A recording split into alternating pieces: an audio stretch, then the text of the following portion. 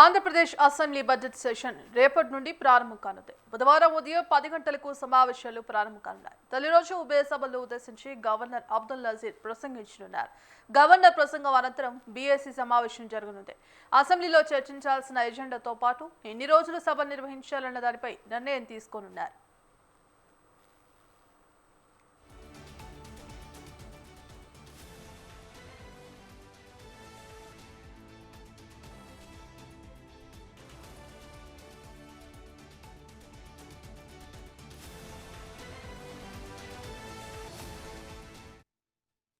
రెండు 2026-27 ఆర్థిక సంవత్సరానికి సంబంధించిన బడ్జెట్ను ఈ నెల 14న పయ్యవులో కేసు ప్రవేశపెడతారు.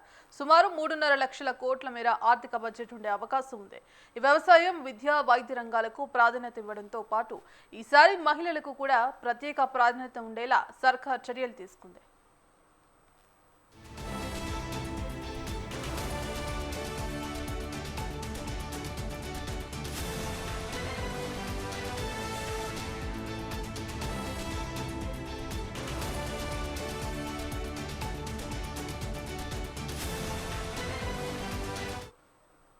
బడ్జెట్లో రాజధాని అమరావతి, పోలవరంతో పాటు ఇప్పటికే అమలవుతున్న సూపర్ 6 పథకాలకు నిధులు కేటాయింపులు చేయనున్నారు.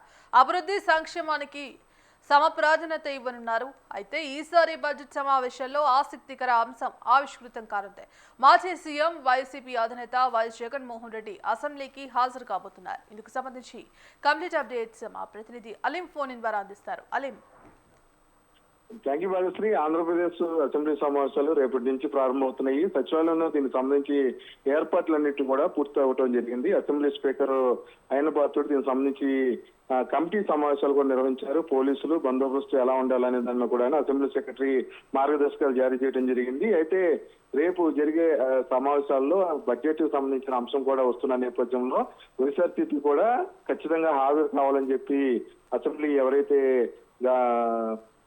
స్పీకర్ ఉన్నారు ఆయన పాత్రుడు సూచించారు. అంతేకాకుండా గవర్నర్ అసెంబ్లీలో వచ్చి బడ్జెట్ ప్రసంగాన్ని కూడాను చదివి ఏదైతే రాష్ట్రంలో అమలవుతున్న బడ్జెట్ తీరుతెల్లని కూడా వివరించున్నారు. ఈ నేపథ్యంలో ఖచ్చితంగా వైసీపీ అధినేత మాజీ ముఖ్యమంత్రి వైఎస్ జగన్మోహన్ రెడ్డి తన ఎమ్మెల్యేలతో కలిసి 11 మంది కూడా రేపు అసెంబ్లీకి వస్తున్నట్లుగా సమాచారం. మరోపక్కన శాసన మండలిలో కూడా బడ్జెట్ సంబంధించిన అంశం కూడా నడవనుంది. అయితే మొత్తం మీద కూడా 30 రోజులు అసెంబ్లీ సమావేశం నిర్వహించాలని చెప్పి కూడాను భావిస్తున్నారు భాగ్యశ్రీ. దీనికి సంబంధించి ఇప్పటికే ఎజెండా కూడాను తయారు చేయడం జరిగింది. రేపు చంద్రబాబు నాయుడు ఏదైతే వెంకటపాలెంలో మాజీ ముఖ్యమంత్రి ఎన్టీఆర్ కు నివాళులు అర్పించి అనంతరం అక్కడి నుంచి కూడా వెలగపూడి సచివాలయానికి చేరుకుంటారు.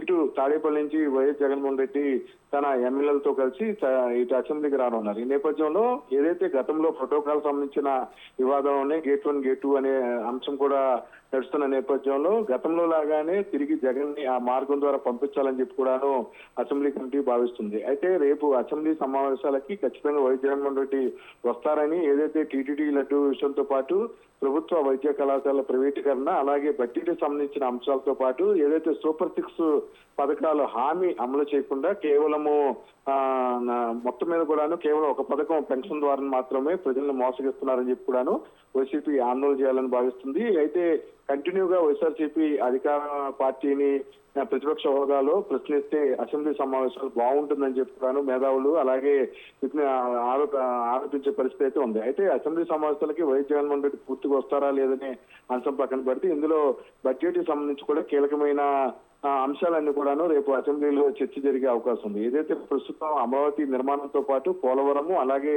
ఇతర ప్రభుత్వ సంక్షేమ పథకాలు అమలు అలాగే రాష్ట్రంలో జరుగుతున్న అభివృద్ధి పనులతో పాటు విశాఖపట్నంలో వస్తున్న ఏదైతే కంపెనీలకు సంబంధించిన అంశాలన్నీ కూడాను రేపు అసెంబ్లీలో తెచ్చుకొచ్చే అవకాశం ఉన్నట్లుగా తెలుస్తున్న భాగస్తి. ఏదైనా సరే తిరిగి అసెంబ్లీలో ఒక మంచి బడ్జెట్ ను ప్రవేశపెట్టాలని రాబోయే రోజుల్లో సంక్షేమ పథకాలు అందించాలనే ఆలోచనలు రాష్ట్ర ప్రభుత్వం ఉన్నట్లుగా వైయోల కేసు మంత్రి తెలియజేశారు.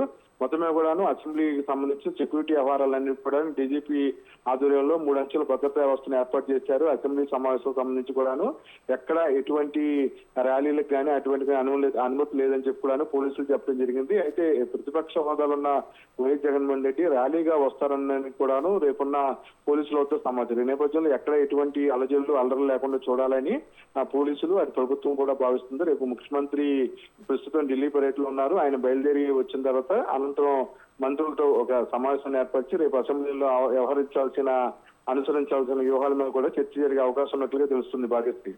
Right, thank you Ali.